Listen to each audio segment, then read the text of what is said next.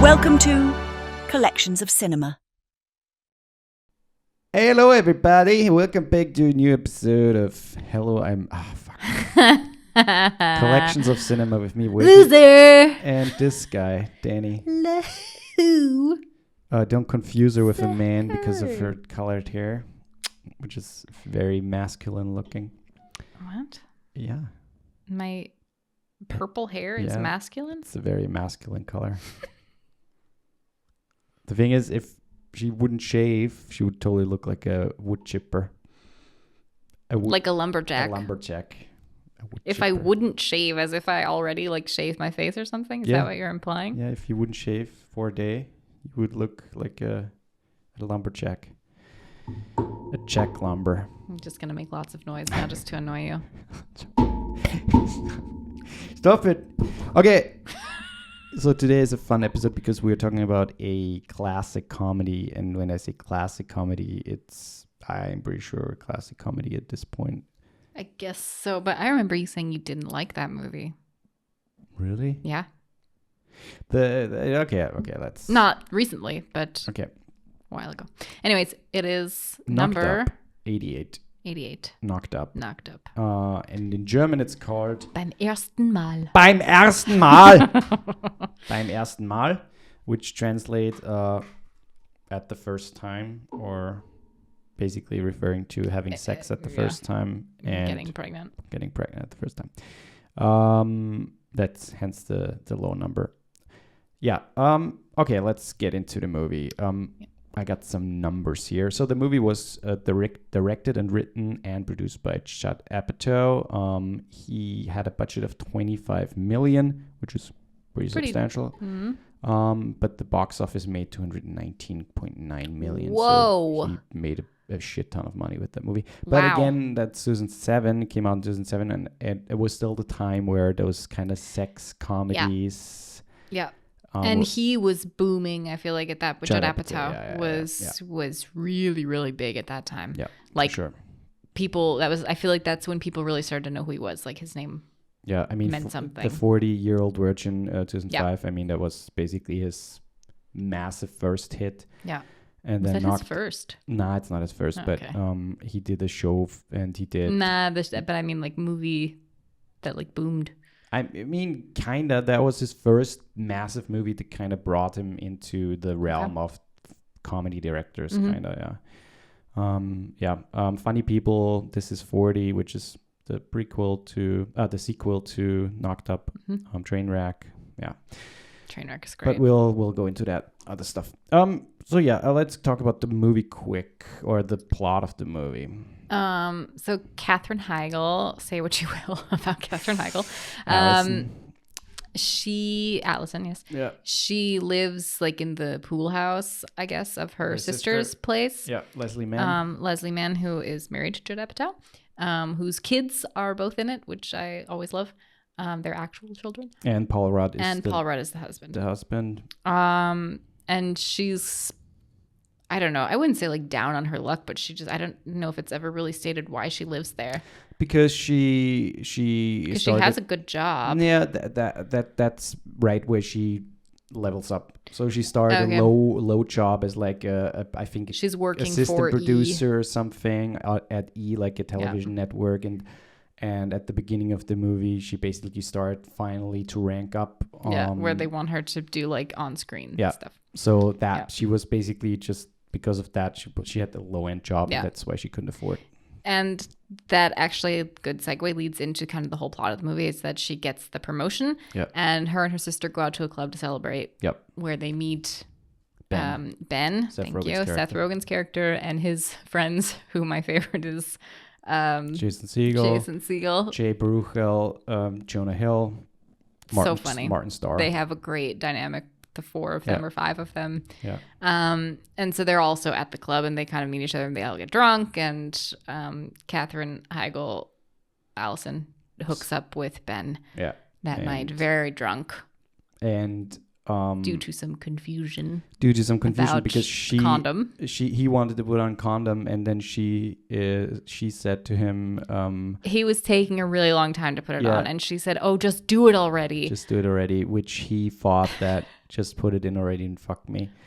So basically, forget about the condom and just do it, which is not what she meant. She just meant hurry the fuck up and put it on. And so, they got pregnant. And that's kind of like the plot of the movie, essentially, where they try to get along.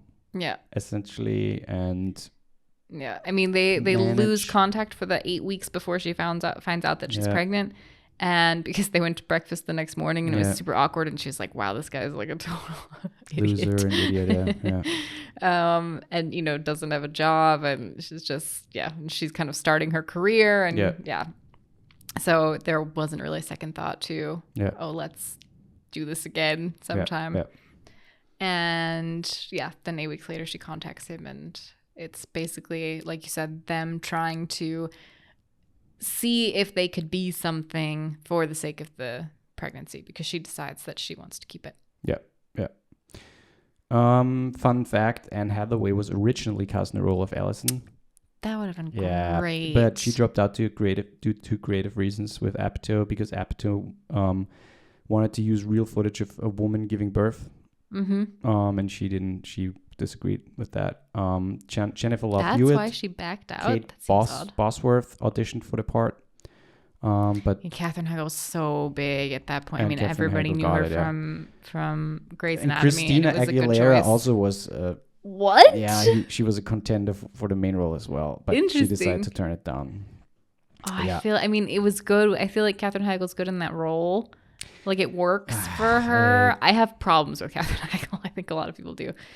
But I think Anne Hathaway would have been so good. That's my personal reason. I don't like her as an actress. I feel like she has never. Maybe there is a movie out there that I haven't seen yet, but I have all the things. What was the one horror movie with her? It was so get me started. Funny. But I've never seen a project that I necessarily liked because of her. The thing is, sorry, this is shameful. I recently watched like 17 seasons of Grey's Anatomy. I've seen 9 seasons. Like, once Derek does, I stopped watching, and I was like, let me just try to, like, when I was pregnant, I was like, let me just try it again. And I watched all the way through, like, everything that was on, maybe 19 seasons, everything that was on Disney. And I have to say, I mean, the first few seasons of Grey's Anatomy, I will always love. I think they're actually very good.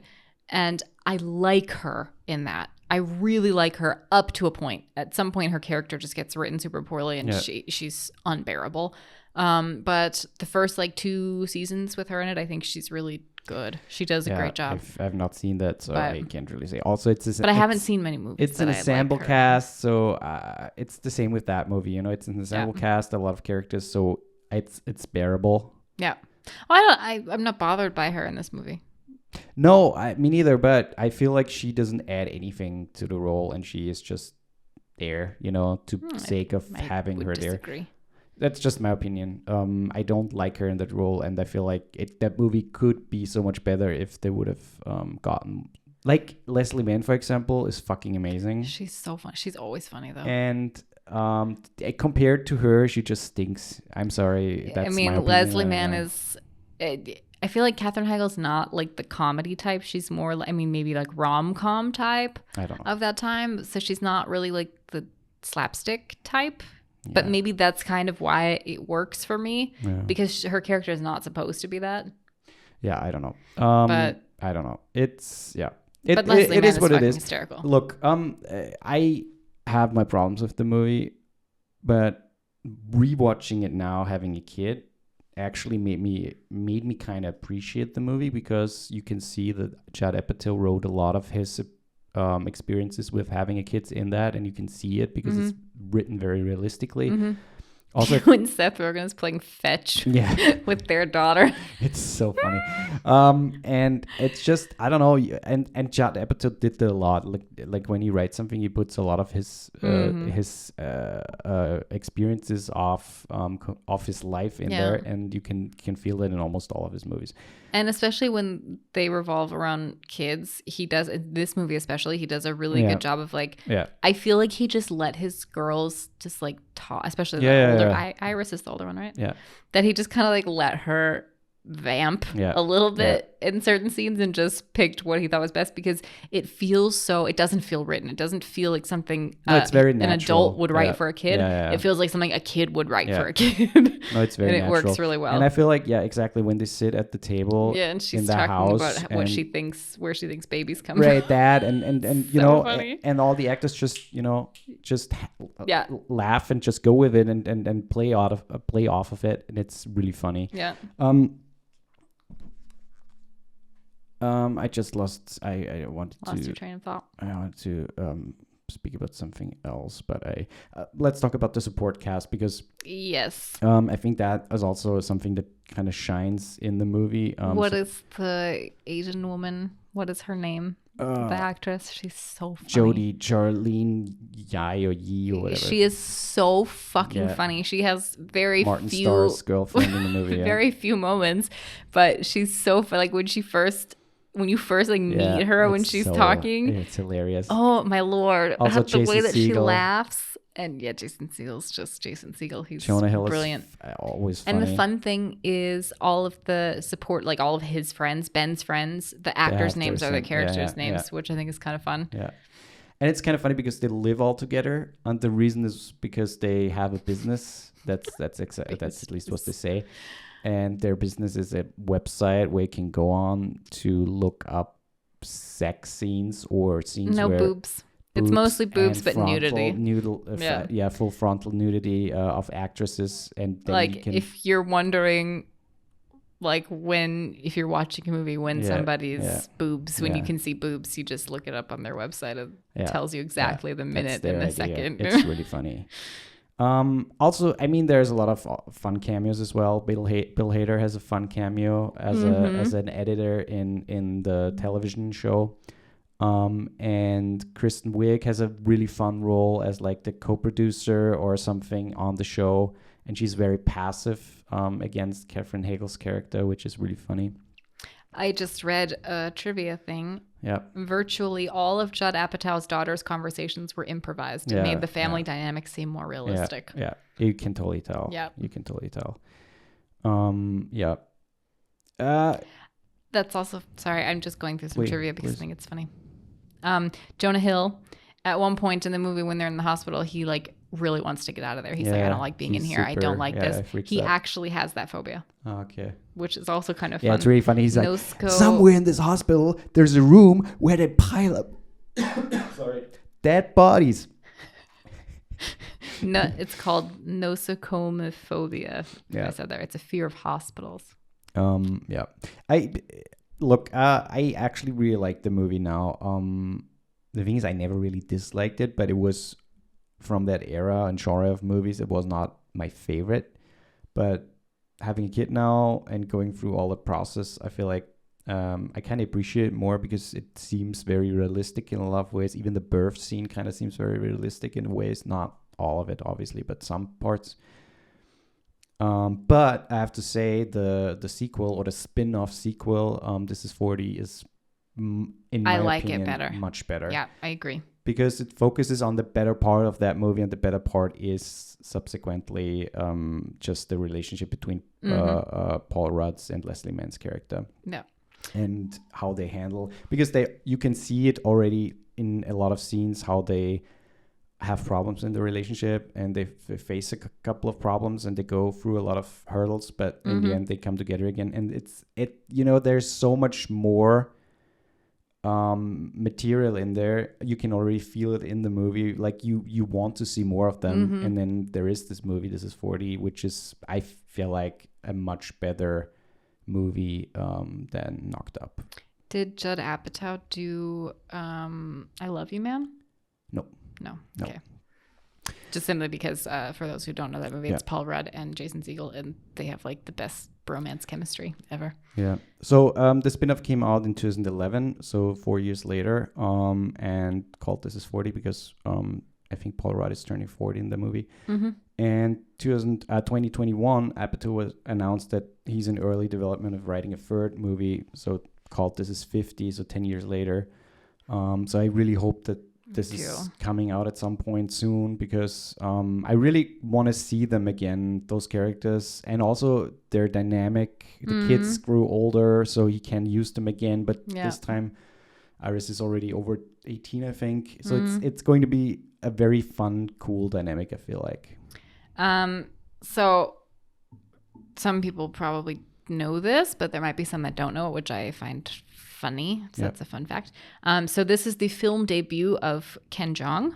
Oh yeah, Ken Jeong-on. Who is he plays a doctor. He plays a gynecologist, which is they denied him that they didn't want him to be their doctor. Yeah. And at the end they need somebody in a pinch and he comes in and he's like a total asshole and it's super funny.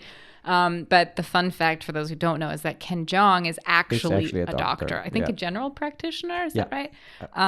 Actually a doctor, went to medical school, all of that, and decided to give it up so he could do movies. And I think that's really funny. And that his first film debut role as a doctor, I find that I didn't know that was his first movie. Serendipitous. Is that the right word? But I think so. When does The Hangover come out? Isn't The Hangover is a little later, right? I think it's a little later. It's 2009 or 2008. Yeah, it has to be that. 2008, 2009. Because that was his breakthrough, essentially. The Hangover. And this was also Seth Rogen's first leading role in a movie. Okay. That's cool. 2009, yeah. Okay. Ultimately, I think it's a very fun movie. It goes well into the unprepared parents themes, then also the parents who already have kids but are have not time for themselves or not for each other, and like there are a lot of themes that are very relatable, and I think that makes the movie very nice and approachable. And also obviously the dynamic between the boys, the friends, who have just like stupid conversations when they're smoking weed and stuff. It's just a fun movie, which I guess appeals to a lot of people, different ages. So I would totally recommend seeing it. But I think if you watch that one, then you must watch This Is 40 for sure. Is there a roller coaster scene in the theatrical cut? I don't know. I don't remember there being a okay, so that makes this even funnier. So Jay Baruchel, one of the actors, he is terrified of roller coasters. And he told Judd Apatow that he would be the naked guy in the earthquake scene if he didn't have to ride the roller coaster. And Apatow broke this deal by making him ride, so the part of the naked guy went to Jason Segel. Oh, that's funny. And his frightened reaction in the roller coaster scene is real. But I don't remember a roller coaster scene. Maybe so did he have to do that and then it got cut? Maybe they cut it. That's funny. So cruel. That's funny. I don't remember. Maybe there's like I think we watched the regular version. I think there is like an unrated version, but I think this is the regular version. Because I was like, we just watched it, and I'm pretty sure there was no roller coaster scene. Yeah, maybe it got cut. That's really funny. Let's go to movie of the week. Movie of the week. Just quickly, because you went too quickly to movie of the week. I would just say I recommend the movie because I think it's fun. Yeah. It's a good comedy, and it is. Even if you don't like Katherine Heigl, I think it's still a fun. It is a fun movie. A fun movie. Yeah. Okay. There are people coming, so I might be a little loud. Okay, we watched Beetlejuice. So that's the sequel to Beetlejuice. The 40. Oh, you just said his name 3 times. Oh fuck. The 4:30 movie. That's a new movie by Kevin Smith, My Penguin Friend, and The Substance. That's a really hard list to choose from. Maybe we should remove The Substance. Yeah, let's remove The Substance because that works out well. Oh no, it doesn't. Let's remove The Substance for now. Why? It was technically in the same It's still in the same week, yeah. And I think we have to pick. Fuck. Yeah, that's the point. Okay, so I, in all good conscience, cannot pick The Substance as movie of the week simply because of Dennis Quaid. Yeah, it sucks. It's a great movie. It's a fucked up great movie. It is a great movie. It's body horror, but I feel like in like kind of a fresh take on it, simply because the ending is so. I mean, it's because we of won't the spoil satire anything. aspect. We won't spoil anything, but it feels like very modern, and then towards the end you feel kind of like you're watching like an old school horror movie, and I really loved that because I love old school horror. Also the satire aspect I think makes it very funny at times, especially also the ending, and it kind of adds to this. I mean, it's basically a statement of the beauty, what is it called? The beauty standards in Hollywood, and how ridiculous they are, and how ridiculous they already get, and also swap into not only Hollywood, but it's also real life at this point, where people just do horrible shit to their bodies only to look younger. Yeah. And I think that makes the movie fantastic. And the last 20 minutes of that movie just is fucking bonkers. Yeah. Like, you feel like, okay, this movie can't get any crazier, and Demi Moore is like perfection. But I would choose My Penguin Friend. Me too. That's the one I wanted to choose too. Yeah, it's a very sweet movie. It's a true story. 24. Jean Reno is French. He plays the main actor, and it's about a fisherman in South America somewhere. I think in Brazil. I don't remember. The penguin goes from Argentina to somewhere else. 5,000 miles to see every year the fisher. He did that for 10 years? 9 years. 9 years. To see the fisherman, and you can watch those real interviews and those real interactions on YouTube. And it's a very sweet movie. It has tragic elements to it, but ultimately it just shows how, and I like that, like how animals and man just can actually live together and be together without harming each other. And it's a very sweet family movie, I would say. But yeah, that's my movie of the week. I agree. And it's just really sweet. And it's like a story of friendship without words. I mean, there's dialogue in the movie, but the two cannot speak, and they're very clearly friends. And the penguin helps him kind of unknowingly get over trauma and grief. And it's very sweet. It's a really sweet movie. Yeah, that's it, everybody. Also, if you want to pick a movie, we said that last week, you can go to our Patreon right now. You can subscribe there, even just for a month. We send you a shirt, and we send you a list of our movies, and you can pick a movie for our next podcast episode. And you also get a mention on our podcast, and in the credits, you will be named as a Patreon member. Yes. Other than that, please subscribe everywhere you listen. Subscribe on YouTube. If you have not yet subscribed on YouTube, we have the video version on YouTube and Spotify. Rate the podcast everywhere you can rate it, on Apple and Spotify. And we see each other next week. See you then. Goodbye. Goodbye.